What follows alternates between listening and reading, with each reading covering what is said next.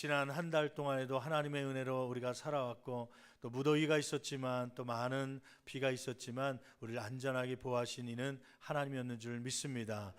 요즘에 아침 저녁으로 찬바람이 불면서요 그런 생각을 해봐요. 어떤 에어컨보다도 어떤 선풍기 바람보다도 하나님이 만드신 자연의 바람이 얼마나 시원하고 좋은지요. 또 햇살이 낮에는 또 따뜻하게 비춰갖고 이불을 널고 말리는데 아주 너무 좋더라. 뽀송뽀송해지고요. 제가 넣은 건 아니지만 하여튼 좋더라고요. 이런 가을철 하나님 앞에 감사하면서 또 하나님의 은혜로 왔음을 고백하면 우리 하나님 앞에 아멘으로 한번 화답해 보겠습니다. 아멘. 네, 우리 좌우 계신 분 한번 인사 나누자. 참 잘하셨습니다. 하나님의 은혜입니다. 하나님의 도우심입니다. 날마다 감사가 넘치길 원합니다. 할렐루야. 아멘. 예, 오늘은 사도행전 강해 시리즈 9번째를 맞이해서 초대교회 모범적 신앙생활이라는 주제를 가지고 우리가 함께 말씀을 나누려고 합니다. 베드로의 설교를 통하여서 3,000명이나 되는 사람들이 회개하고 세례를 받고 신자가 되었죠. 그리함으로 그 3,000명이 중심이 되어서 초대교회에 공식 태동하게 되는 것이 이 2장에 나와 있는 말씀의 내용입니다. 특별히 오늘 본문 말씀에 보면 이렇게 초대교회 처음 교회가 세워지면서 그 성도들의 신앙생활이 어떠했는지에 대해서 기록하고 있는 소개된 내용이 오늘 본문의 내용입니다. 오늘은 많은 교회들이 초대교회가 되고 싶어 갖고 그러한 신앙을 담기를 원하는데 이 초대교회 성도들의 신앙생활이 어떠했는지 한번 우리가 살펴보면서 은혜 받는 저와 여러분 되기를 간절히 축원합니다. 먼저 첫 번째로 초대교회 성도들의 신앙생활의 특징은 어떠한 것이었습니까? 42절 말씀에 보면 영적 경건 생활에 힘썼습니다. 여러분 42절 말씀 우리 같이 한 목소리로 봉독하시겠습니다. 그들이 사도의 가르침을 받아 서로 교제하고 떡을 떼며 오로지 기도하기를 힘쓰니라. 여러분 거기 말씀에 보면 사도, 한국말로는 사도라고 하는 단수를 썼지만은 원래 원어에 보면 복수형으로 되어 있습니다. 사도들, 그러니까 여러 제자들이 가르쳤다고 하는 것이죠. 그런데 그 가르침이라는 단어를 보면 복수로 쓴 것이 아니라 단수입니다. 그러니까 여러 사람이 가르쳤지만은 가르치는 것은 딱 한 가지 종류의 주의를 가지고 가르친 거예요. 무엇에 대해서 가르쳤겠습니까? 자기의 생각이나 세상의 철학을 각자 배운 것을 가르친 것이 아니라 예수 그리스도에 대한 복음, 예수님께서 살아계시면서 전했던 산상순을 비롯한 하나님의 말씀을 가르쳤는 줄 믿습니다. 그것을 성도들이 뭐 했다는 거예요? 사도의 가르침을 뭐 했다는 거예요? 받았다고 하는 것이에요. 뿐만 아니라 교제하고 떡을 떼며 기도에 전혀 힘썼다고 하는 내용이 오늘 본문 말씀 속에 기록되고 있죠. 중요한 것은 이렇게 사도의 가르침, 말씀을 받은 것, 이 말씀 공부하는 것, 또 떡을 떼고 성찬하는 것, 기도하는 것, 이러한 영적 경건 생활에 힘썼다고 하는 말씀이죠. 여러분 교회의 기초는 무엇이냐면 사도의 가르침, 다른 말로 얘기하면 말씀이 기초가 되어야 될 줄 믿습니다. 여러 영적 경건 생활들이 있지만 기도도 있고 교제도 있고 떡을 떼는 성찬도 있지만은 가장 기초되는 것은 뭐냐면 이 말씀 중심이 돼야 됩니다. 말씀이 없는 기도는 신비주의로 빠질 수 있고 말씀이 없는 교제는 세상적인 교제로 빠질 수밖에 없는 것이죠. 여기서 중요한 것이 있죠. 사도의 가르침, 즉 말씀 공부인데 말씀 공부와 교제, 무엇이 먼저 나온 거예요? 교제가 먼저입니까? 사도의 가르침이 먼저입니까? 이 초대교회에 먼저 우선된 것은 뭐냐면 사도의 가르침, 곧 하나님의 말씀을 배우고 또 공부하는 일에 먼저 했다고 하는 것이에요. 여러분 여기서 우리가 기억해야 될 것이 있죠. 그것은 뭐냐면 여러분 구역 안에서 모이더라도 여성교회 남성교회에서 모이더라도 말씀이 기초가 된 교제가 있고 말씀이 기초가 된 기도 생활이 있기를 간절히 축원합니다. 젊은 구역일수록 위험에 빠질 수가 있어요. 어떤 위험이냐면 말씀을 뒤로 하고 교제가 우선되는 그러한 생활을 할 때가 많습니다. 구역 예배 드리겠습니다. 그러면 말씀을 통하여서 은혜 받는 것이 아니라 커피 마시고 식사하는 것이 주가 돼 갖고 맛집을 리서치해 가면서 이번에 이 구역 예배 드리면 여기 갑시다. 거기에 관심이 있지 말씀에는 전혀 관심이 없는, 그냥 찻집에서 차 한 잔 마시면서 대화하는 것이 마치 구역 예배인 것처럼 착각하고 그런 신앙생활을 하다 보면 영적으로 메말라집니다. 영적으로 갈급해집니다. 여러분, 말씀이 기초된 구역과 말씀이 기초된 예배생활, 기도생활, 이러한 모습들이 저와 여러분 가운데 있기를 간절히 축원합니다. 두 번째, 초대교회 성도들의 신앙생활의 특징은 영적 경건생활에 힘썼을 뿐만 아니라 성도 간의 교제에 힘썼다고 하는 말씀이죠. 42절 중반절 말씀에 보면 교제라는 단어가 나옵니다. 교제. 이 교제라는 단어가 헬라어로 신약성경에 몇 번 나오는데 사귐이라는 뜻이 있습니다. 그러니까 성도 간에 사귐이 있었다 뿐만 아니라 이 코이노니아라고 하는 헬라어를 쓰는데, 코이노니아는 사귐, 교제라는 단어뿐만 아니라 또 한 가지 단어가 있어요. 그것은 뭐냐면 물질적 동정을 표현할 때 쓰는 단어입니다. 그러니까 헌금과 같이 어떤 구제하는 일에 헌금을 하는 것, 그것을 코이노니아라고 부릅니다. 한번 여러분 성경 말씀 찾아볼까요? 로마서 15장 26절에 있는 말씀 한번 찾아보겠습니다. 로마서 15장 26절, 거기에 보면 코이노니아, 교제라는 낱말이 헬라어로 코이노니아인데 교제라고 표현되기도 하지만 다른 말로, 한국말로 번역된 것이 나와 있어요. 로마서 15장 26절 같이 한 목소리로 봉독합니다. 이는 마게도냐와 아가야 사람들이 예루살렘 성도 중 가난한 자들을 위하여 기쁘게 얼마를 뭐하였습니다? 연보하였습니다. 거기에서 연보란 단어가 헬라어로 뭐냐면 우리가 교제라고 알고 있는 코이노니아라는 단어입니다. 그러니까 이 연보란 단어는 한국말로 다른 말로 얘기하면 헌금을 얘기하는 거예요. 구제 헌금을 얘기하는 겁니다. 여러분, 교제는 만나서 커피 마시고 인사하고 거기서 끝나는 것이 아니라 그 사람을 위해서 아낌없이 물질로 구제하고 섬길 수 있는 그 정도의 수준으로 가는 것이 교제라고 하는 것이에요. 그냥 교회 안에서 만났다고 할렐루야 안녕하십니까 잘 있었습니까 차 한잔 마십시다, 그게 교제가 아니라 참다운 코이노니아는 동정의 마음을 가지고 물질이 필요할 때 물질을 줘서라도 섬길 수 있는 관계, 그런 관계가 돼야지만 그 참다운 교제가 이루어지는 것이죠. 그런데 여기서 이렇게 얘기했더니 오늘 돈 빌리러 가야겠다 그렇게 생각하시는 분이 있는데, 여러분, 꾸어줄 수 있는 사람이 되기를 간절히 축원합니다. 사실은 성도 가운데 돈을 빌리고 꿔주는 관계, 그런 관계가 되면 좋지는 않지요. 기왕 주려면은 구제하는 마음으로, 섬기는 마음으로 주길 원하는 것이죠. 더 구체적으로 가볼까요? 이 초대교회 성도들은 44절 45절 말씀에 보니까 각 사람의 필요를 위해 자신의 것을 나눠주는 그러한 삶을 살았던 것이에요. 44절 45절 같이 한 목소리로 봉독합니다. 믿는 사람이 다 함께 있어 모든 물건을 서로 모하며 거기 모든 물건이라는, 물건에 한번 동그라미 쳐보십시오. 물건이라는 헬라어 말은 하판타라고 하는 말인데, 이 말은 물질적인 것만을 얘기하는 게 아닙니다. 그러니까 어떤 토지나 어떤 현금이나 그런 것만 통용했다는 것이 아니라 비물질적인 것, 기술, 경험, 그러한 것을 같이 나눈 것이죠. 그 다음에 45절 같이 봉독합니다.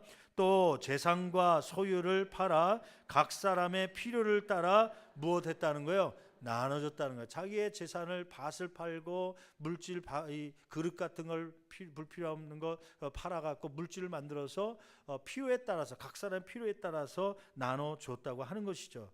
여러분, 한번 여기서 질문이요. 이 초대교회 성도들은 왜 자신의 것을 팔아서 나눠주는 삶을 살았습니까? 그 이유는 뭐라고 생각하십니까? 첫째는 영적으로 한 몸이 된 영적 가족들이 국률, 동정의 마음이 있었기 때문에 그들을 도와야겠다는 생각이 드는 것이죠. 뿐만 아니라 두 번째 더 중요한 것이 있는데, 성령을 받기 전에는요, 욕심이라는 죄가 있어갖고 이 욕심이라는 것이 있어서 다른 사람의 필요를 보는 것이 아니라 나의 필요만 보게 돼 있습니다. 근데 성령을 받게 되면 욕심이 사라지게 됩니다. 욕심의 그늘이 벗겨지게 되죠. 그러면 내 필요를 보게 되는 것이 아니라 누구의 필요를 보게 되냐면 다른 사람의 필요를 보게 되고 구하게 되는 것이에요. 그러다 보니까 내 필요가 아니라 다른 사람의 필요를 알게 되고, 그러다 보니까 자신의 것을 팔아서라도 그 필요를 채우게 되는 그러한 은혜가 있게 된 것이죠. 여러분, 이러한 수준까지 올라갈 수 있는 참다운 교제가 저와 여러분 가운데 있기를 간절히 축원합니다. 그런데 거기에 보니까 중요한 말이 있죠. 이거는 믿는 사람끼리만 그런 것이 아니라 믿지 않는 사람의 필요까지도 채워주는 구제 사역이 이 성도들 안에 있게 된 것입니다. 믿지 않는 사람들에게 나중에 보면 이러한 구제와 교제가 이루어지다 보니까 사람들로 하여금 칭찬을 받게 된 것이죠. 여러분, 우리 교회가 성장하면서 물론 영적 경건 생활에 말씀이 기초된 그러한 교회가 되길 원하고, 두 번째는 이런 초대교회가 가지고 있었던 영적 교제가 자기의 것을 팔아서라도 다른 사람의 필요를 채워주는 그런 교회가 되기를 간절히 축원합니다. 지난 한 주간에 이제 지난 주일날 우리가 건축위원회에 이렇게 발족을 하고 임명을 하고, 이제 본격적으로 저희들이 이제 가능하면 겨울철에 이제 첫 삽을 뜨는 것을 목적으로 해서 이제 과정들을 거치고 있습니다. 오늘 광고했듯이 이제 설계를 이제 공모하는 그러한 일을 이제 9월 한 달 동안 하게 됩니다. 가설계가 이제 먼저 받게 될 거예요. 여러 설계사들을 통해서 이 땅으로 어떤 건물을 지을 수 있는지 설계를 하는데, 설계사의 능력에 따라서 이게 층이 달라지기도 하고 평수가 조금씩 변형되기도 하고 모양이 달라지는 그러한 능력이 설계사들마다 있다고 그래요. 그래서 기도의 제목은 이번 주간에 중보기도팀이나 성도들이 식사 때 한번 여러분 기도할 때 기억나면 좋은 설계사 만날 수 있도록 주님께서 인도해 달라고 기도해 주기를 간절히 축원합니다. 지난 주간에 기도의 제목은 뭐였냐면 임대 들어오신 분들이 있었어요. 이제 가르시아 옷 그 가게라든지 또 모자 공장이 있어갖고 그분들을 이제 공사 때문에 내보내야 되는데 혹시나 또 안 나간다면 어떻게 하나, 또는 보상을 뭐 많이 해달라고 하면 어떻게 하나, 그 걱정을 했었는데 법적으로 이렇게 알아봤더니, 전문가들한테 알아봤더니 이미 5년 처음 임대 들어온 지 5년 안쪽에 만약에 문제가 있어서 나가라고 그럴 경우에는 그 5년 그 안쪽에 해당하는 그 기간만큼의 보상을 우리가 해줘야 된다고 그래요. 근데 5년이 지나고 벌써 이제 13년이 되었으니까 그러한 보상은 특별히 의무가 없다. 혹은 3년 동안 리모델링을 3년 전에 리모델링을 6천만 원 주고 했는데 그 비용이 너무 아까운데 그 보상해달라 알아봤더니, 또 리모델링도 3년 지나면 이 리모델링의 효과가 떨어진다고 보기 때문에 법적으로는 3년 지난 리모델링은 또 보상이 대상이 안 된다고 그래요. 거기에 또 제외 조항이 있는데, 만약에 5년이더라도 5년 안쪽에 건물이 헐거나 혹은 문제가 있어서 흔들림이 있어서 그 건물을 새로 져야 되기 때문에 그래서 나가라 할 경우에는 보상의 조건이 안 된다고 그래서 우리가 의무적으로 보상은 하지 않아도 되는 그런 상황입니다. 근데 얘기를 들어봤더니 그 가르시아에 계시는 사장님은 교회 건물에 있는 게 너무 좋다고, 지난해 10여 년 동안에 있으면서 한 번도 이 가르시아의 월세를 올린 적이 없어요. 이 가르시아 쪽에서는 또 까다롭지도 않고 또 주인이 잘 해주니까, 기왕이면 한 가지 조건, 다른 조건 없습니다 목사님. 자기가 13년 동안 여기서 단골을 좀 만들었는데 다른 곳으로 가라고 하면 다시 또 시작해야 되니까 얼마나 힘듭니까? 그러면서 목사님 1년 동안 쉴 텐데 건축하는 동안에 다 짓고 나면 우리 그냥 들어오는데 1순위로 좀 만들어주면 좋겠습니다 그러더라고요. 그래서 다른 조건은 없대니까, 그래서 하여튼 가설계가 나와야 평수가 어떻게 되고 몇 층에 어떻게 들어갈 수 있는지가 대충 윤곽이 잡히니까, 그러면 그때 가서 한번 얘기해 봅시다. 이제 첫 번째 기도 제목이 혹시나 보상이 많이 돼야 되는지, 혹시 그분들이 또 안 나간다 그러면 어떻게 하나, 그게 기도 제목이었는데 아직까지는 순조롭게 이렇게 대화가 되면서 진행되고 있어요. 너무 감사하죠. 그러면서 이제 설계를 이번 주간에 받게 되는데, 지난 주간에 말씀을 읽는 가운데 또 여러 행사를 뛰면서 제가 마음 가운데 기도 제목이 하나 생겼어요. 물론 이제 나중에 우리 당회나 건축위원회나 성도들에게 물어가면서 함께 나누겠지만 필요한 것이 있더라고요. 이 비전센터를 짓는데 지하 쪽에는 극장식으로 해서 공연이나 예식장, 결혼을 할 수 있고 애경사를 할 수 있는 그러한 공간이 좀 있었으면 좋겠다. 그래서 이제 예배실뿐만 아니라 식당이 좀 들어와서 이 동네에 서울프라자라고 애경사를 할 수 있는 그러한 공간이 있었는데 그게 없어졌어요. 그러다 보니까 신월동에 사시는 분들이 저 목동으로 나가야 되고 신도림으로 나가야 되고 막 더 강남으로 나가야 되고, 이상하게 요즘에 결혼식장 이런 공간들은 많이 보이는데 젊은 사람한테 물어보니까 예식장을 구하기 힘들어서 결혼식을 옮기는 사람도 있더라고요. 어저께도 행사를 갔는데 고위 감사 예배를 드리는데 늦은 시간 하는 이유가 시간대가 없어 갖고요. 할 수 없이 늦은 시간 7시에 이렇게 자리 잡을 수밖에 없는 그런 상황들이 있더라고요.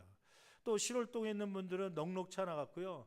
물론 그런 웨딩홀 같은데 뭐 3만 원짜리 4만 원짜리 그 식사를 뷔페를 주문하면서 갈 수 있는 사람은 갈 수 있지만 못 가는 분들이 또 많잖아요. 한 2만 원 수준에서 공간을 구해야 되는데 결혼식 할 수 있는 공간이 없어서, 그래서 마음 가운데 기도하는데 하나님께서 감동을 주시는데 이 지역의 필요를 깨닫고 이 지역에 결혼식을 무료로 공개할 수 있는, 제공할 수 있는 그런 공간이 되었으면 좋겠다. 지역에 어떤 회갑이나 칠순이나 팔순을 하는데 좀 식당이 필요한데 한 2만 원짜리 만 원짜리 좀 음식점 불러갖고 식당을 좀 해주면 무상으로 좀 이렇게 빌려줄 수 있는 그런 공간이, 혹은 주민센터에서 지역에서 원하면 그렇게 300명 정도 들어와서 행사를 가질 수 있는 그런 공간이 있었으면 좋겠다. 그런 생각이 들더라고요. 여러분 어떻습니까? 여러분 교회는 초대교회는 자기들의 욕심을 채운 것이 아니라 믿는 사람뿐만 아니라 믿지 않는 사람들의 필요를 보고 그 필요를 채워주는 교회가 된 것이에요. 여러분 우리 교회가 그러한 교회가 되기를 간절히 축원합니다. 물론 초대교회처럼 자신의 재산과 물질을 팔아서 나눠주는 것은 그 초대교회에서만 일시적으로 있었던 특징이었습니다. 이것을 모든 교회가 모든 성도들이 그래야 된다는 것은 무리죠. 다른 초대교회, 예를 들면 고린도교회, 에베소교회 이런 교회들이 다 그랬다는 건 아닙니다. 예루살렘 교회, 이 초대교회에서만 그러한 물질을 서로 통용하고 나누는 특별한 은혜가 있었던 것이죠. 그렇다고 해서 지금 현대교회가 우리 재산 다 팔아서 저 세상 사람과 나눠줍시다, 그거는 무리죠. 그러나 근본적인 초대교회 신앙생활의 그 신앙의 근본적인 정신은 이어받을 수 있는 어떤 정신이요? 우리가 교제를 하는데 믿지 않는 사람에게 필요한 것을 발견했다면 그 필요를 채워주려고 하는 그러한 정신과 신앙들이 저와 여러분 가운데 있기를 간절히 축원합니다. 46절 말씀에 보니까 마음을 같이하여 집에서 떡을 떼며 음식을 먹었습니다. 46절 말씀 같이 한 목소리로 봉독합니다. 날마다 마음을 같이하여 성전에 모이기를 뭐하고, 잠깐만요. 거기 날마다 한번 동그라미 쳐보세요. 날마다. 여러분 초대교회 성도들은 일주일에 한 번 나온 게 아니라 2주일에 한 번 나온 게 아니라 날마다 나온 거예요. 날마다 나온 거예요. 여러분 초대교회를 닮아가기를 위해서 날마다 성전 오기를 사모할 수 있는 저와 여러분 되기를 간절히 축원합니다. 근데 요즘 시대에 들어와서는 이 예전에는 그래도 20년 30년 전에는 공예배라는 게 있어갖고요. 공예배라 하면 주일 오전 예배, 주일 오후 예배, 수요 예배, 금요 예배 막 이런 시간들, 일주일에 한 번 모이는 것도 안타까워갖고 3일에 한 번, 그래서 3일밤, 수요일 날을 3일밤이라고 그러는데 중간에 한 번 모입시다. 그것도 안 돼서 또 심야 기도회 금요일 날 모입시다 하고서 자주 모이는데 요즘에는 그런 것이 사라지고 있어요. 요즘에는 일주일, 날마다가 아니라 일주일마다 모이는 성도들이 많아지고 있죠. 어떤 분은 한 달에 한 번 그냥 정기적으로 오시는, 여러분 초대교회 같은 성도가 되기 위해서는 이렇게 날마다 마음을 같이하여 성전에 모이기를 뭐 했다는 거예요? 힘썼다. 힘썼다는 말은 자연적으로 그냥 오기 때문에 온 것이 아니라, 가다가 들린 것이 아니라 올 수 없는 환경이지만 뭐 했다는 거예요? 힘쓰고 했었다는 거예요. 이러한 마음들이 저와 여러분 가운데 있기를 간절히 축원합니다. 물론 환경적으로 교통편으로 매일같이 올 수 없는 환경이라면 가까운 옆에 있는 교회라도 좀 가서 새벽 예배도 드리고 그 속에서 또 기도도 하려고 하고, 그것도 안 되면 직장 가운데서 좀 기도의 장소를 마련해 갖고 하루에 한 번씩이라도 주님을 만나려고 하는 그런 마음이 있는 것이 날마다 마음을 같여요 성전 모이기를 힘쓰는 마음 아니겠습니까? 또 그 다음에 말씀 보세요. 46절 뒷부분 볼까요? 모이기를 힘쓰고, 그 다음에요, 집에서 떡을 떼며 기쁨과 순전한 마음으로 무엇을 먹고? 음식을 먹고. 집에서 떡을 뗐다. 이 떡을 뗐다는 것은 그냥 찹쌀떡 떼고 뭐 백설기 뗐다는 게 아니라 성찬떡입니다. 성찬떡. 주님의 살과 피를 나누는 예배가 이루어졌다는 게 어디서요? 성전에서뿐만 아니라 집에서요. 집에서요. 여러분, 우리가 요즘에 구역 예배를 드리잖아요. 구역 예배는 가정에서 드리는 게 원칙입니다. 이 초대교회 신앙의 모습을 닮아서 성전에서도 이렇게 예배드리지만 주중에 가정마다 가서 그 안에서 주의 살과 피 말씀을 읽어가면서 그 가정의 필요를 따라서 기도하고 예배드리는 것, 이것이 초대교회에 있었던 모습들이죠. 혹시 집이 멀어서 주일날밖에 시간이 안 돼서 직장 때문에 그래서 주일날 모이는 구역이 있다면 바라기는 한 달에 한 번 정도는 토요일날을 이용하든지 공휴일을 이용해서라도 이렇게 가정에서 예배드릴 수 있는, 그래서 깨닫는 것은 무엇입니까? 하나님을 만나는 장소는 성전에만 있는 것이 아니라 어디에도 가능하다는 거예요. 집에서도 가능하다는 것이에요. 여러분, 각 가정에서 찬양하고 기도하는 중에 하나님을 만날 수 있는 은혜가 있는 저와 여러분 되기를 간절히 축원합니다. 여러분, 세 번째, 이 초대교회 성도들의 신앙생활의 특징은, 첫째는 영적 경건 생활에 힘썼고, 두 번째는 성도 간의 교제를 힘쓰는데 물질까지도 서로 나눌 수 있는 그러한 교제였고요, 세 번째는 열악한 환경 속에서도 하나님께 감사하며 찬송하는 삶을 사는 겁니다. 여러분, 47절 말씀 볼까요? 같이 한 목소리 봉독합니다. 하나님을 찬미하며 또 온 백성, 거기 말씀 보니까 거기 밑줄 한번 거보실래요? 하나님을 뭐 했다는 거예요? 찬미했다는 거예요. 여러분, 초대교회 성도들의 생활을 한번 잠깐 엿보십시오. 그들은 부한 사람이 아니었습니다. 그들은 대체적으로 가난하고 비천한 계층에 있었던 사람들입니다. 그래서 주님을 따르는데 고민과 염려가 많았어요. 무엇을 먹을까, 무엇을 마실까, 무엇을 입을까. 하루에 한 끼 먹는 것도 힘들어 갔고요. 로마의 압제가 있었죠. 또 가난했죠. 농사를 지을 수 없는 그런 환경 속에 있는 사람이 많았기 때문에 무엇을 먹을지를 염려했던 사람들이요. 그때 예수님께서 뭐라고 얘기합니까? 너희는 무엇을 먹을까? 무엇을 마실까? 무엇을 입을까? 염려하라. 염려하지 말라. 염려하지 말라. 내가 다 입혀주고 마시게 할 것이다. 말씀하는 거 아닙니까? 그만큼 초대교회 성도는 가난했던 사람들이에요. 여러분, 초대교회 성도들은 기독교 박해가 있었던 시대입니다. 예수님을 죽이지 않았습니까? 예수님을 따른 제자들을 잡아 죽이지 않았습니까? 그런 환경 속에서 감사가 나오겠습니까? 그런 환경에 있어서 하나님을 찬미할 수 있겠습니까? 원망과 불평이 나오죠. 근데 여러분, 우리의 삶을 한번 보십시오. 옛날 초대교회 성도들에 비해서 먹을 것이 얼마나 많습니까?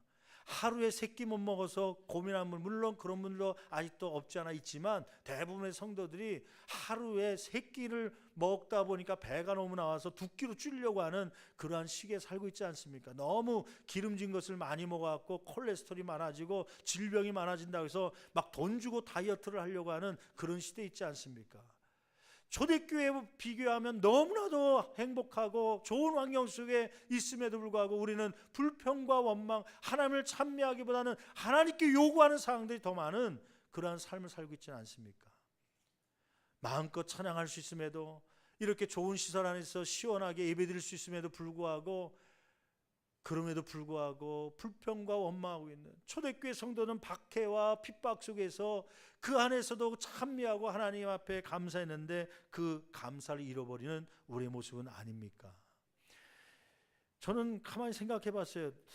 도대체 무엇 때문에 이렇게 찬미할 수 있었을까? 우리보다 환경도 어렵고 우리보다 예배드리는 환경도 좋지 않았음에도 불구하고 감사와 찬미가 있었던 이유는 뭘까? 첫째는 그들은 잠깐 있을 육적 그 소유 때문에 기뻐하는 것이 아니라 영원한 것, 천국을 얻었던 구원받았음이 감사해서 하나님 앞에 감사한 줄 믿습니다.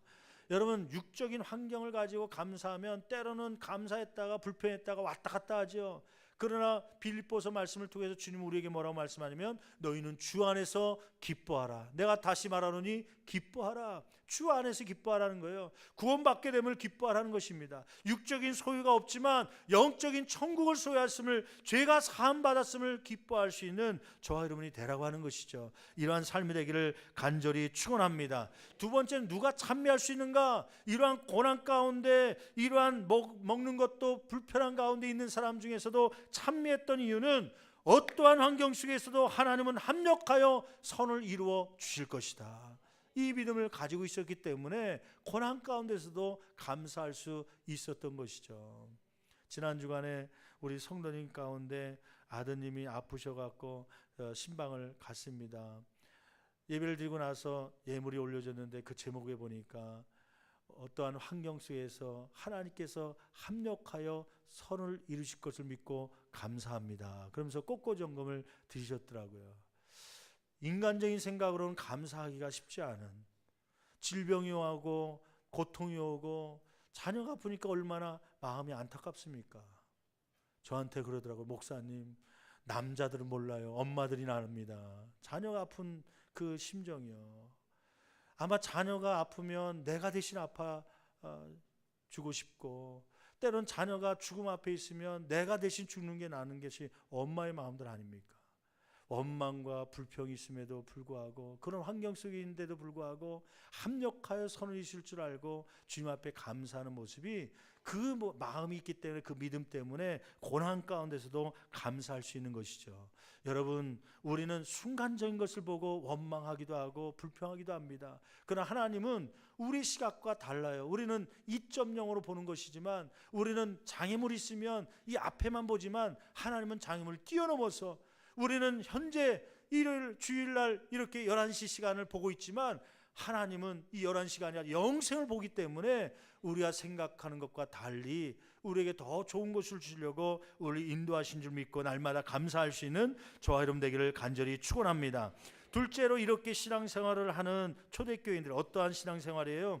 영적 경건 생활에 힘썼고 성도 간의 교제에 힘썼고 열악한 환경 속에서 하나님께 감사하고 찬미했던 이러한 성도들에게 하나님은 어떠한 복을 주셨습니까? 43절 말씀 보니까 사람들, 세상에 믿지 않는 사람들이 교회에 대한 경외심을 갖게 되었습니다. 여러분 43절 말씀 같이 한 목소리로 봉독합니다. 사람마다 두려워하는데, 잠깐만요. 누구마다 두려워한다는 거예요? 사람. 그 사람이란 단어가 보통 헬라어로 표현하면 안드로포스라는 단어인데, 안드로포스를 사용하지 않고 이는 푸시케라는 단어를 사용했어요. 영혼이라는 단어를 사용했어요. 그런 일반적 사람이 아니라 그 영혼들이, 어떤 영혼이라면 하나님을 모르는 영혼들이 누구를 두려워하기 시작한 거예요? 하나님을 두려워하고 교회를 두려워하게 된 것이에요. 이 두려움은 벌벌 떠는 것이 아니라 경외심입니다. 경외심, 존경심입니다. 여러분, 초대교회 이러한 성도들의 신앙생활 때문에 믿지 않는 사람들이요, 경외심을 가진 거예요. 존경심을 갖게 된 것입니다.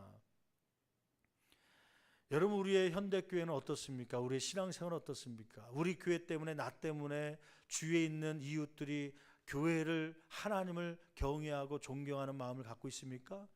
여러분, 이것이 없어서 현대교회의 문제가 아닙니까? 전철 안에서 아이들이 막 싸우고 있는데요, 옆에 있는 할아버지가 그러대요. 야, 여기가 교회인 줄 아냐? 왜 싸우냐? 그러더라는 거예요. 교회가 존경심의 대상이 아니라 웃음거리가 되고 있는 그런 시대가 되고 있지 않습니까? 왜 그렇습니까? 초대교회 같은 신앙생활이 우리 가운데 사라지고 있기 때문은 아닙니까? 여러분, 바라기는 저와 여러분을 통하여서 한국교회에 떨어진 영적 위상을 다시 회복시키는 신월동 교회요 성도들이 될 수 있기를 간절히 축원합니다. 두 번째는, 이렇게 신앙생활할 때 어떤 역사가 일어났습니까? 47절 중반절 말씀 보니까 모든 사람들에게 칭찬을 받게 되었습니다. 여러분, 47절 중반절 하나님을 찬미하며, 그 다음 뭐라고 나와 있죠? 또 온 백성에게 무엇을 받으니?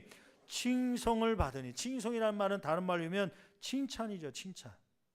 근데 여기서 잠깐 한번 비교 좀 해보세요. 여러분, 2장 말씀 우리가 몇 주 전에 봤잖아요. 2장에는 성령을 받은, 막 기도하다가 성령을 받은 제자들이, 그 중에 베드로와 사도들이 바깥에 나가서 막 복음을 가르치고 전했습니다. 그랬더니 어떤 반응이 일어나냐면 이 믿지 않는 사람들이 그것을 보고 저 사람들 무엇에 취했다? 세술에 취했다. 뭐 했다는 거예요? 칭찬이 아니라 조롱했습니다. 여러분 잘 보세요. 2장 초반부에 보면 기도가 있었어요.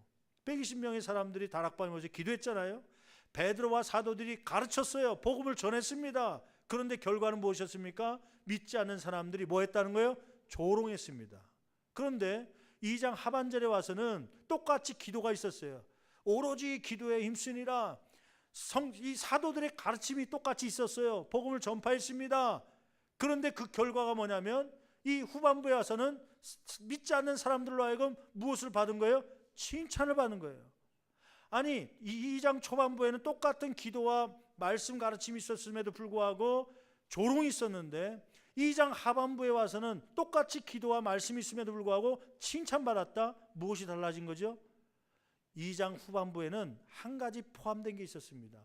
그것은 뭐냐면 아까 얘기한 대로 믿지 않는 사람들에게조차도 필요한 것이 발견될 때 그 자기의 것을 팔아서 그들을 도왔던 구제 사역이 포함된 것입니다.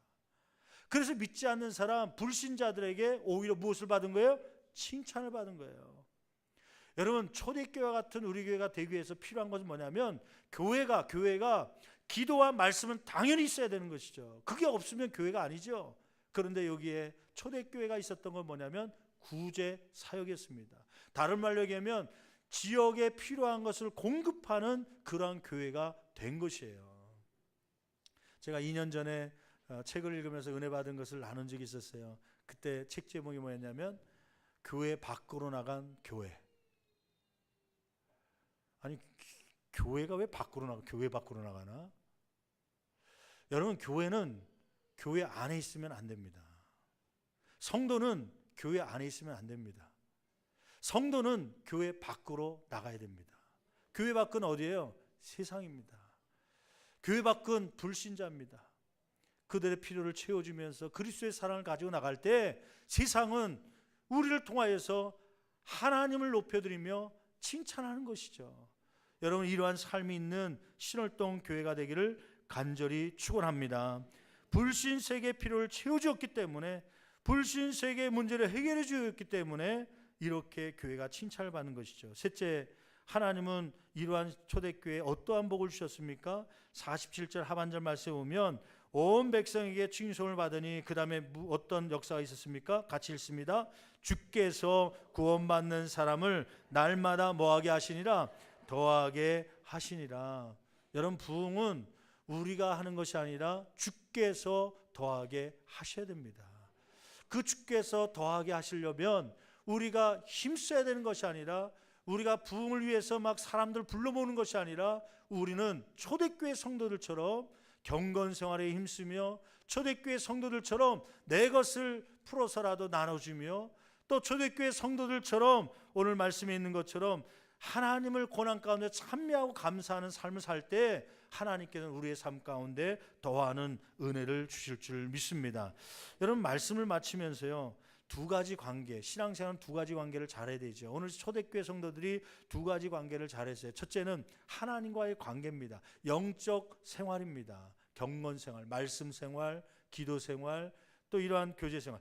두 번째는 사랑과의 교제입니다. 그 사랑과의 교제를 교회 믿는 성도뿐만 아니라 믿지 않는 교회 바깥에 있는 사람과의 교제도 잘했기 때문에 하나님께 인정받으며 사람에게 칭찬받는 성도요 교회가 된 것이죠.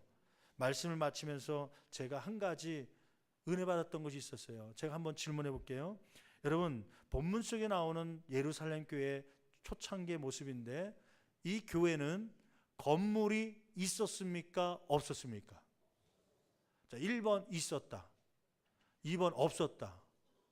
예, 손 들라는 건데 손 드신 분이 37명. 예, 모르겠다. 건물이 있었는지 없었는지 나는 모르겠다. 네 번째 난 신경도 안 쓰겠다. 예. 여러분 정답은 초대교회 이 예루살렘 교회 물론 나중에 교회가 세워지지만 이 예루살렘 교회는 교회가 없었습니다. 건물이 없었습니다. 건물이 없고 교인들만 있는 것입니다. 그런데 잘 보세요. 초대교회는 건물이 없었죠. 그럼에도 불구하고 존경받는 교회가 되었고 많은 교회들이 부러워하는 교회가 되었습니다. 그 이유는 무엇입니까? 건물은 없었지만 그것에 모인 교인들이 좋았기 때문입니다. 여러분, 교회는 건물이 좋아야 되는 것이 아니라 교인이 더 좋아야 됩니다. 비전센터를 재건축해야 된다니까 우리 가운데 착각이 든 사람이 있어요. 교회를 예쁘게 짓고 멋있게 지으면 사람들이 올 것이다, 사람들이 칭찬할 것이다. 아니요, 건물이 지어진다고 해서 사람들로부터 칭찬받는 게 아닙니다. 건물이 지어진다고 해서 부흥되는 것이 아닙니다. 다음 세대가 세워지는 것이 아닙니다. 건물이 문제가 아닙니다. 그 안에 있는 교인들이 문제입니다. 건물이 없던 초대교회도 교인들이 좋았기 때문에 하나님께 영광 돌리고 사람들에게 칭찬받는 교회가 되지 않았습니까? 여러분, 우리 신앙생활이 바라기는 이런 기도 제목을 가지고 이 한 주간 우리가 함께 기도 제목을 나눴으면 좋겠어요. 하나님, 건물보다 신월동교회 안에 있는 교인들 내가 더 좋아지게 도와주시옵소서. 내가 그 교인이 되겠습니다. 나에게 능력을 주십시오. 이러한 기도가 끊임없이 나올 수 있는 저와 여러분들 이 한 주간 되기를 간절히 축원합니다. 기도하시겠습니다.